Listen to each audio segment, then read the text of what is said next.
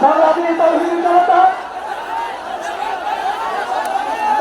আমাদের সামনে বাংলাদেশ খেলাফত মজলিস কেন্দ্রীয় কমিটি আগামী নির্বাচন আল্লামা মামুনুল হকের নেতৃত্বে বাংলাদেশে খেলাফত রাষ্ট্র এবং আমাদের সামনে আমাদেরকে ওলামায়ে কেরামদেরকে তৌহিদি জনতাকে এক হওয়ার তৌফিক দান করছেন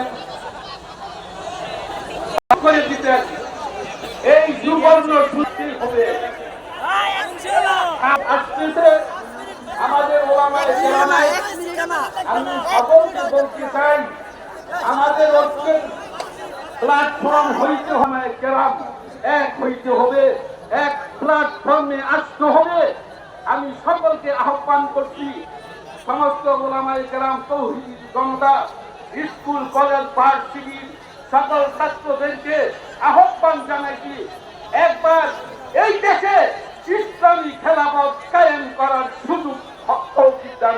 শাসিত হয়েছে, আগামী দিনে আমরা একমাত্র আল্লাহর শাসন দেখতে চাই।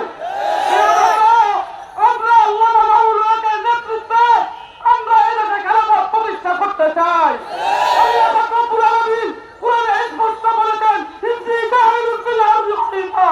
সুতরাং তন্ত্র-মন্ত্র একমাত্র খেলাফত প্রতিষ্ঠা আহ্বান জানিয়ে আমি আমার সংক্ষিপ্ত বক্তব্য শেষ করছি।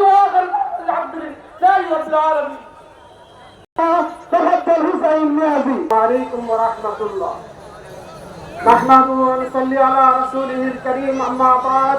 أعوذ بالله من দেশের শাসন ব্যবস্থায় থেকে দেশের সব কিছুকে ধ্বংস করে দিয়েছে এই আওয়ামী লীগ সরকারকে আমরা গত 5 আগস্ট বিতাড়িত করছি একটি বিপ্লবের মাধ্যমে।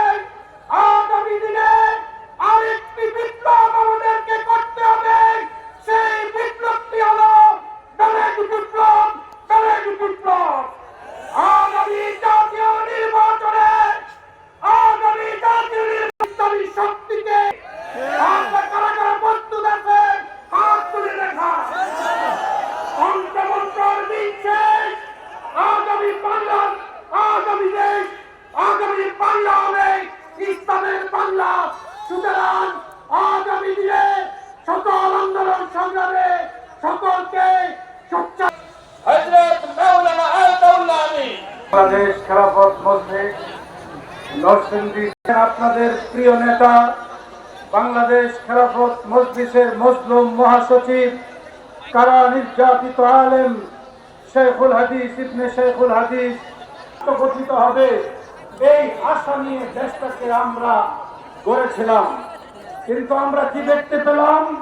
অর্ধ শতাব্দীর বেশি কাল পর্যন্ত বাংলাদেশে নেতার পরিবর্তন হয়েছে, দলের পরিবর্তন হয়েছে, মানুষের ভাগ্যের কোনো পরিবর্তন হয়নি। মানুষ সবসময় এই সমস্ত শাসক নামের শোষকদের হাতে নির্যাতিত হয়েছে, নিপীড়িত হয়েছে, অধিকার বঞ্চিত হয়েছে। সুতরাং আজকে মুক্ত হতে চান। শেখ হাসিনা বলেছিল বঙ্গবন্ধুর কন্যা কখনো দেশ থেকে পালায় না। সমস্ত মন্ত্রী এমপি আজকে একটি পত্রিকায় দেখি সেপ্টেম্বর মাসের 20 তারিখে ভারত সরকার একটি মিটিং করেছে। তাদের এজেন্ডা ছিল গ্রহণ করবে।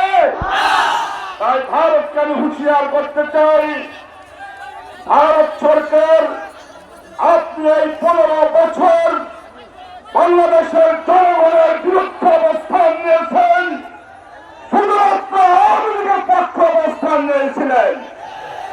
আজকে বাংলাদেশের জনগণ সেই আওয়ামী লীগকে বাংলাদেশে পুনর্বাসন করার চক্রান্ত করেছেন। ভারতকে হুঁশিয়ার করি, যদি আপনি এই চক্রান্ত করে দেন, বাংলাদেশে আওয়ামী লীগকে পুনর্বাসন করতে চান, আপনাকে চরম মাসুল গুনতে হবে। আপনার চক্রান্ত বাংলাদেশের জনগণ নস্যাৎ করে দিবে। ভারতে তার বন্ধুর কুলে বসে আড্ডা দিতেছে। আমি আপনাকে আহ্বান জন্য মাওলানা মামুনুল হকের নেতৃত্বে কারা কারা কাজ করতে রাজি আছে। আর আমার শেষ কথা হলো নরসিংদী জেলা